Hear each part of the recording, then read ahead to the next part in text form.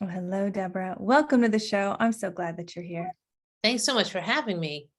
Absolutely, absolutely. Now, I'm very curious to find out how you began this work, how mommy makeup came to be. Tell us your origin story. All right. Well, first of all, I grew up in a household where my mother was an interior designer.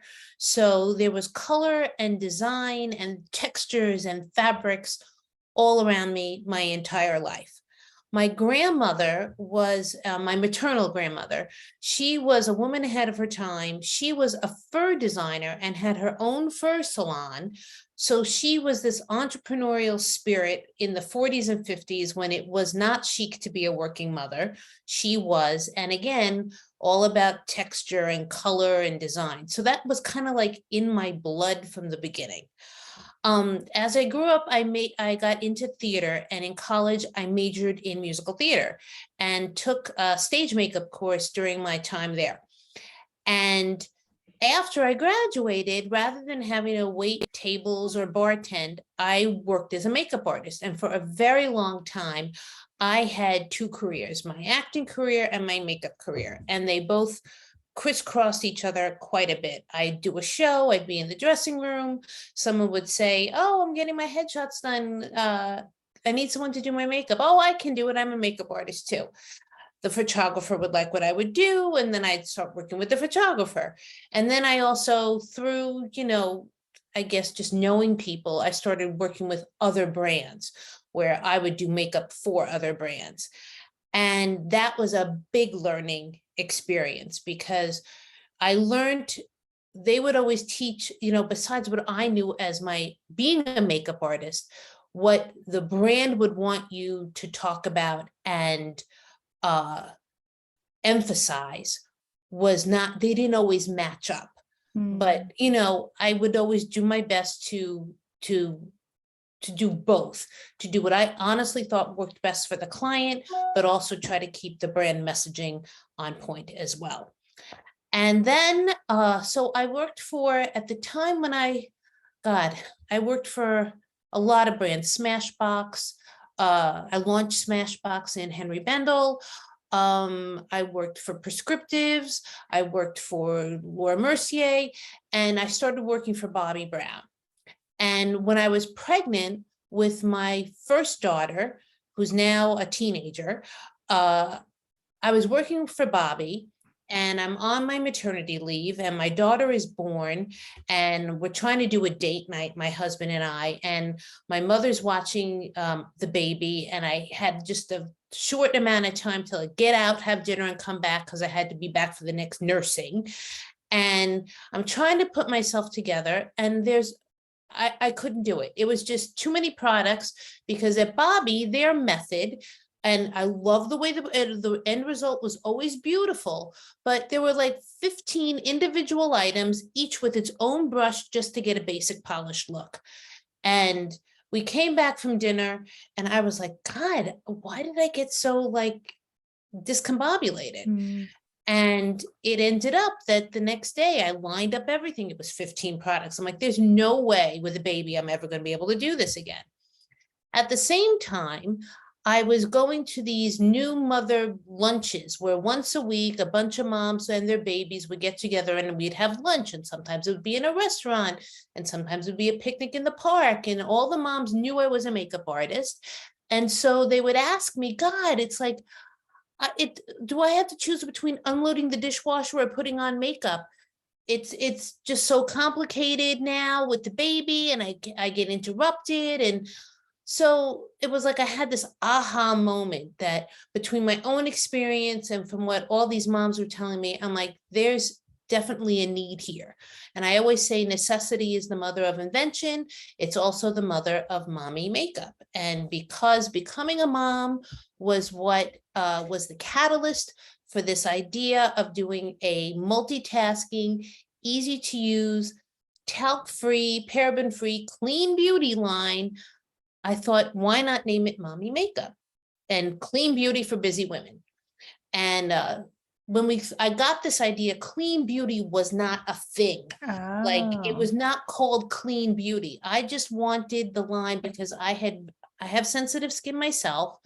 During my pregnancy, it got even more sensitive. And Mhm. so I wanted the products all to be talc free. I always say that talc is a 4-letter word. Talc is in a lot of people uh, think, oh, they have to put liquid foundation on and then set it with powder.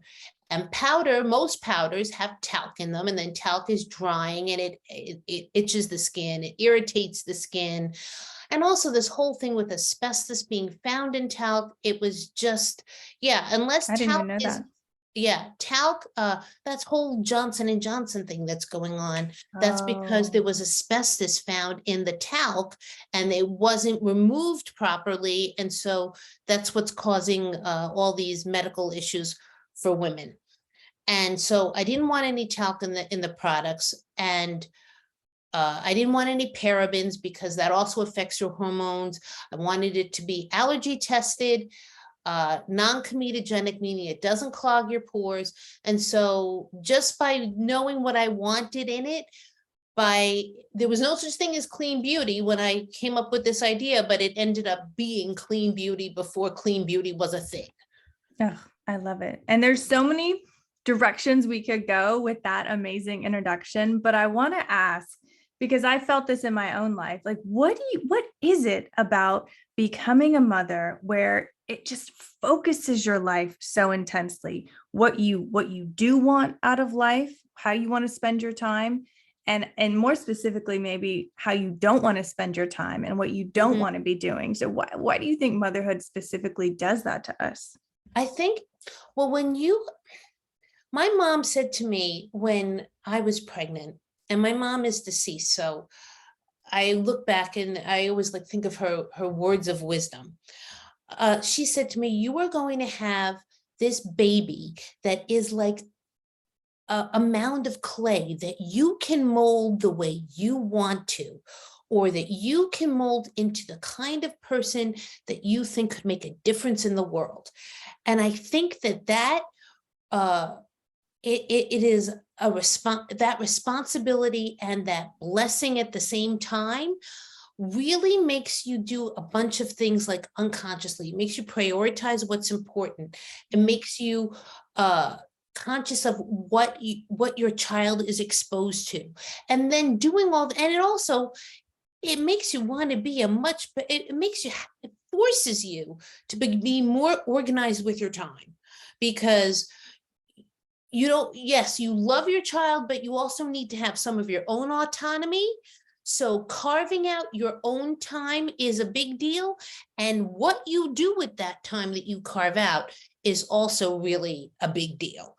And then also like what your child sees, what they around them, just the environment and the people around them, they, unconsciously absorb a bunch of that as well. So I think a combination of all of that is like the catalyst that makes motherhood like a big turning point in women's lives. Yeah, yeah, that's exactly what it is. Like you become a different person when you become a mother, whether you want to or not. Like you don't really have a choice. And I love that you had that moment in the bathroom getting ready for your date night with your husband and you were like, okay, like I need to get myself together. I need to be this person that used to go out on dates and have fun and be free, and you were like overwhelmed in that moment. And that's so transferable to all of us out there who've had similar moments like that, especially in early motherhood, where it's like, it's this in between where I'm kind of still the person I was before, but I'm also now in this new role and I have this massive amount of responsibility. And it's like,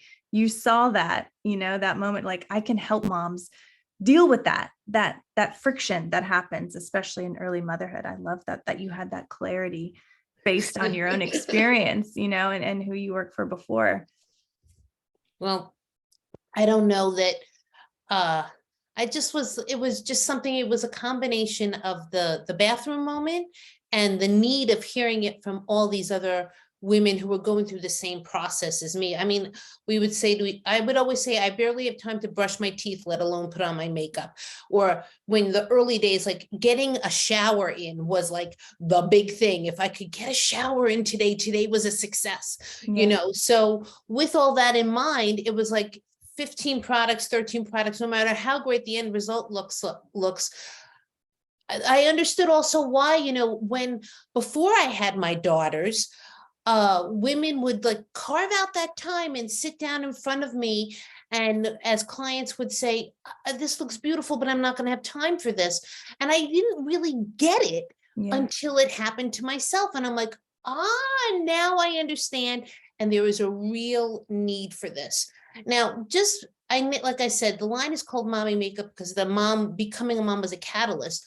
But since we started the line, we found that there are tons of busy women who are not moms, who like it for travel, who grandmoms who say, once I became a grandmother, this became a big priority. And I love having this because it's fast, quick, and easy. And, it's easy to understand and everything multitasks. So it saves me time. And so even though the idea happened from being a mom, the product line is basically for all busy women.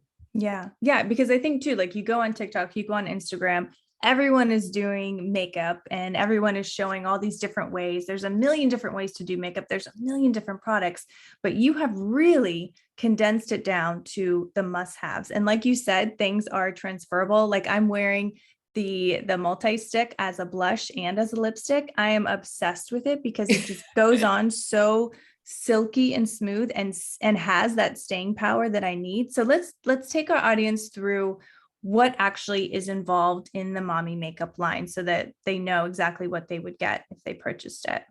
Well, the first thing with mommy makeup is and I guess we have, and this happened out of need. We found that people were buying our products and loving them, but we offer a 30-day, no questions asked returns or exchange policy. So very often we would find people would be like, oh, I love the mineral dual powder, but I got a shade that's too dark for me. Can I exchange it for a lighter shade? And exchanges were happening a lot. And so we said, look, how could we minimize exchanges? And I said, well, if I could see the people's picture before the purchase, then I could suggest colors that are more suited, and that would help minimize exchanges. So we started our free color consultation program. So anyone can go on to either Facebook Messenger or just email us directly, or on our website, there's a little button that says free color consult. You click on that. You download a selfie, preferably with no makeup on. If you have makeup on, that's okay, but preferably no makeup on. And we see your picture and we suggest the colors and the shades and the products that would suit you. And then we send you back an email with the shade suggestions plus a $10 gift card that you can use towards your order. So that's a big, and that has minimized our exchanges and really has gotten like women to like get on board, because it's much simpler. It takes a lot of the guesswork out of things, and it's like, she tells two friends and so on and so on. And that's what's been happening. And especially during the pandemic, when everyone was shopping online at home, then the color consultations started coming in like by the droves, and they still are. So that the color consultation is a big difference from other lines, and the talc free is a big difference. There are some brands out there, they'll have a talc free powder or a talc free foundation, but the entire line is not talc free. Yeah, that's a big move. That's a strong move. And I love that happened before like clean beauty was even like a catchphrase, a hashtag. Yeah, I've never been like, I didn't use even, and thank goodness I look back now that I didn't use baby powder on myself, on my kids or anything because of all of that. So those are the two big differences. You'll get and also if you do a set, the sets come with what we call paint by number instructions. And that kind of happened because when I was working for other brands, I would draw out these little faces, and like I always say, makeup doesn't get finished unless you know how to use it. So I would draw out all these little pictures and say with like arrows, place the eyeliner here, dash on with pointed eyeliner brush. And people would tell me, I have your faces with your instructions all over my bathroom. Mm, So some of the kits and sets come with paint by number instructions. And then because now we're an online brand, every product page has a video tutorial on how to use the product. Like you're wearing the triple sticks, and just about, we purposely do it so that I put the product on myself in the video. I am not putting it on some glamorous model, because if people see me putting it on myself, they will know how to use it on themselves. yeah. Yeah. And again, like we're all in the same boat. We all want to look good, and to have someone kind of holding our hand and it's like a friend, taking you through their favorite products. Like I Oh, think that's the most attractive thing that I found. Like having someone pick out colors for me, like you did, changed the game. I was like, okay, great. Let's get into this. Let's start this right away when it came in, because it's like I knew it was going to look good. I love that phrase you just said of having a friend like walk you through it. That I know that's exactly. And women help other women, and moms always say it takes a village. So we're the village. Yeah. We're the mommy makeup village. I love it. And it's so strange to me that nothing like this has existed before you came along. Like it seems like, oh, of course, every great idea, it's like, oh, of course this exists. And of course this is doing well. But it's like, you don't see this anywhere else. And I think especially for the mom community, it's something that we all need, that we need to feel good. And that's why I want to like take this conversation a little in that direction, because beyond makeup, beyond looking good, I think there's something more going on here, especially again, I'm pounding this point in early motherhood when you're kind of like upside down in your identity. What do you think is it about makeup, about taking that time, carving out that time, like you said, to nurture yourself and to put on a face? Well, I always think it's about how you feel. And when you look in the mirror and you feel that you look good, you feel good. So it's not, it's like the cart coming before the horse coming before the cart. I think you ultimately have to feel good, and then you'll feel that you look good. Yeah. So when you look in the mirror and you're like, oh, I was up all night with my kid, and I feel tired, and I look tired now. So if I put on some Mommy's Little Helper concealer and a little triple stick, I might cover my circles and have a little color in my face, and I won't look as tired. And then ultimately you get out the door and you don't feel as tired. Yeah.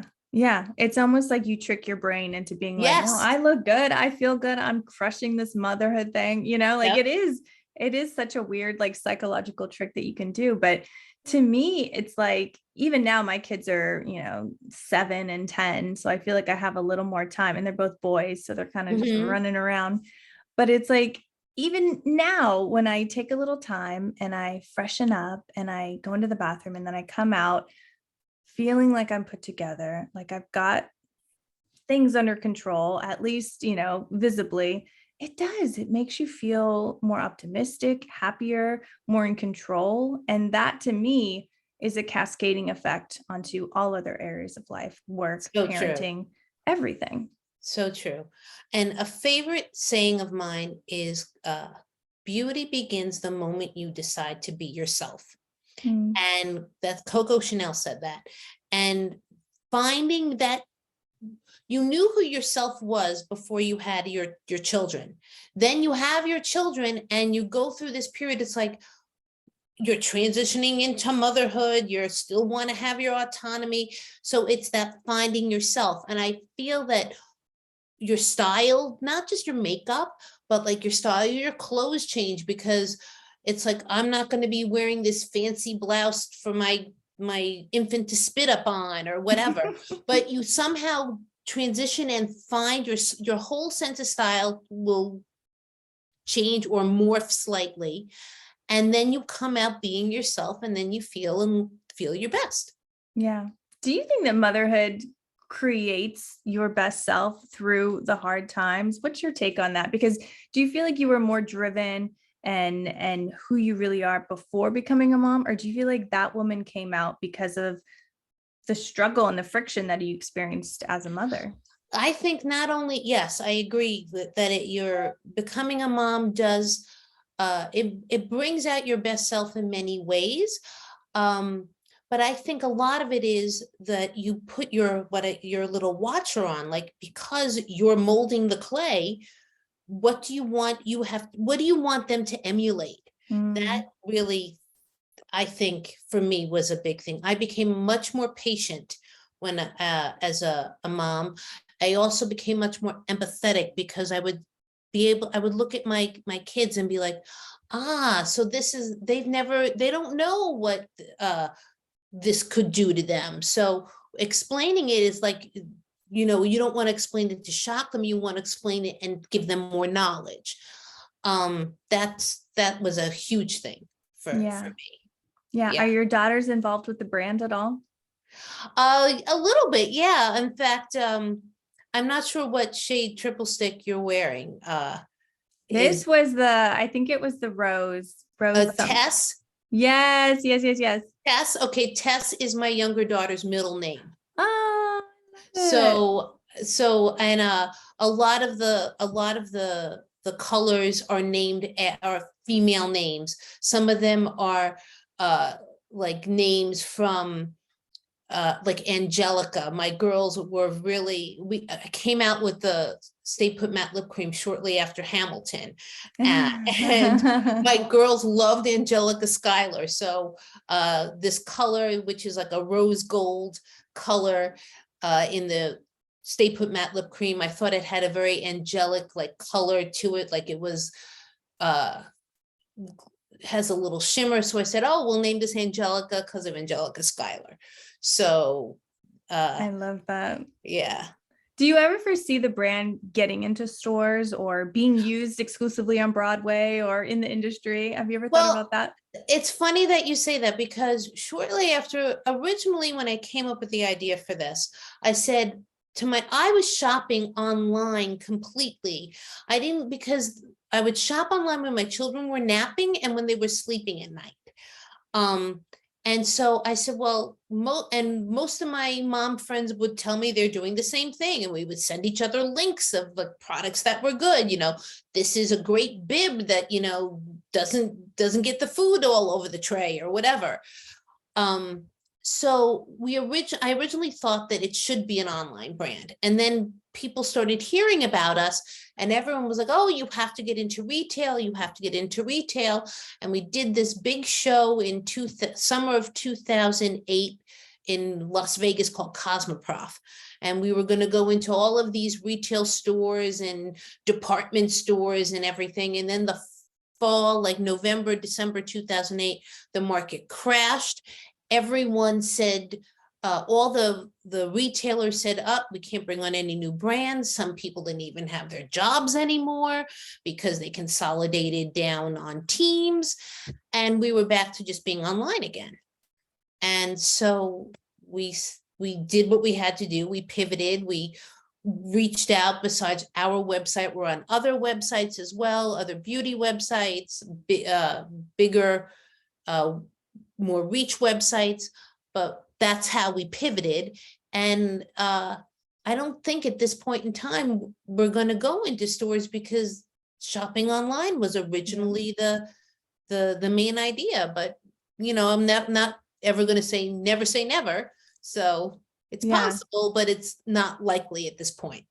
It seems to me that you've always kind of been like ahead of the curve. You were ahead of the curve with the clean beauty take, and then also with being online. I mean, that to me, it's almost like you have this sixth sense. Do you feel like your grandmother, your mother with that entrepreneurial spirit is alive and well in you? Oh, definitely. Yeah, I I got it from them for sure. Um, definitely.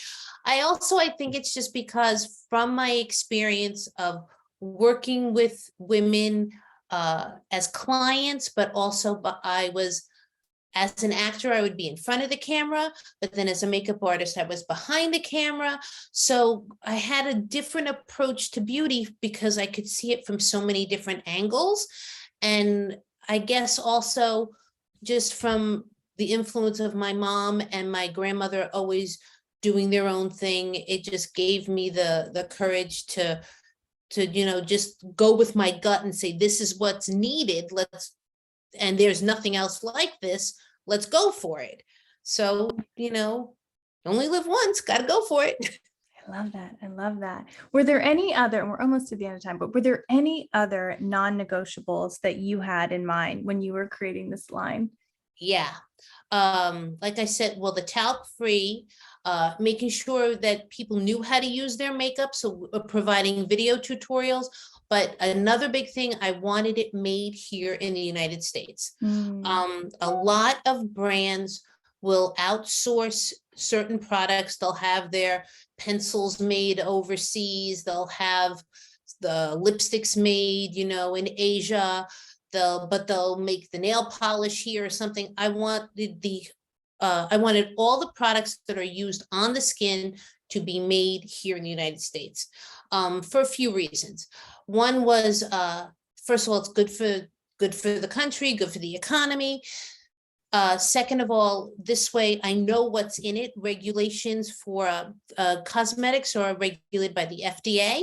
So FDA regulations, when you look at a list of ingredients, if it's made in the United States, if it's made in Korea, if it's made in France, if it's made in Italy, if it's made in Germany, what's listed on those ingredient listings, that's what you get.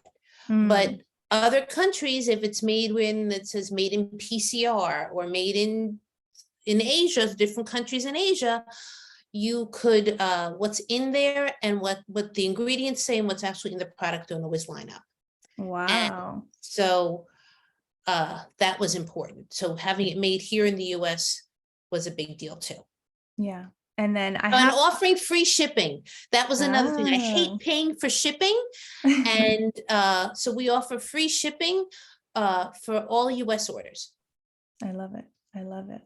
And I love too that, I have you here, professional makeup artist and an entrepreneur. What are your major do's and don'ts when it comes to makeup? Okay. So there's a few things. Definitely the do is you look at yourself in the mirror and you have to like what you see. So no matter what, even like when we suggest shades for the free color consultation, we always suggest like 2 or 3, sometimes even 4 shades per product, just because, it's about options. It's not, and choices. It's not about, hard rules. So that's one thing. You have to like what you see. You should always feel good about what you're wearing. A don't is a big mistake I see people make is they go too light with their concealer shade. Concealer, I always say, the analogy I like to give is a woman wearing a black bra under a white blouse. So if you have a dark circle and you think I'm going to lighten that circle by putting a lighter concealer over it, what happens is that black circle kind of bleeds through the same way the black bra bleeds through the white blouse. But if you're wearing a black bra and you put like a beige blouse or a gold blouse over it or peach blouse over it, it doesn't bleed through as much. So that's what I think a lot of people go too light with their concealer. You should conceal within your own depth of skin tone. That's just, again, not everybody thinks that, but that's what I found works. Another thing is just because it's called eyeliner doesn't mean you should draw a line. You should put your chin up, look in the mirror and make little dashes and dash your eyeliner on and connect the dashes. And brows. Brows are what I call the forgotten feature. Recently, brows have become a big feature, like a big thing, like almost so much too so much. but yes, almost too much. But brows balance out the face. So I always say if you're going to wear lip color, always wear a little brow color, because if you don't wear brow color and you have lip color on, your face gets what I call bottom heavy. All the attention goes down toward your mouth, and the brow will just balance out the mouth a little bit. See, I'm so glad that I asked you that question because I've never heard someone explain the black bra under the white blouse, and now it's forever tattooed in my brain as I will never go too light with concealer ever again. I love that. Okay, so to round us out, to round this interview out, Deborah, do you have any lasting message for the audience about what we talked about mommy makeup, about your life, anything you feel called to share? Um, oh, I guess life, I look at life as a it's a journey, it's not a destination. And so I'm always thinking that women, as life brings you new challenges, you got to pivot and you have to, and having multitasking products that do a lot, I think kind of helps us pivot and uh, sashay and negotiate through the ups and downs of your journey. Oh, I love that. And look amazing doing it. So Uh, good. So good. Deborah, thank you so much for sharing your time and your work with my audience. If they want to check out you online and the products and everything, how can they find you? well, mommymakeup.com. And I again encourage everybody to click the button for the free color consultation. And we look forward to hearing from your listeners. I love it. I love it. And yeah, guys, I did it myself. And you literally just send a couple pictures and they get right back to you with the recommendations. It's not, some big drawn out thing because this is literally for busy moms. So it's perfect. So thank you so much. Thanks for having me again. I really appreciate it. Yeah.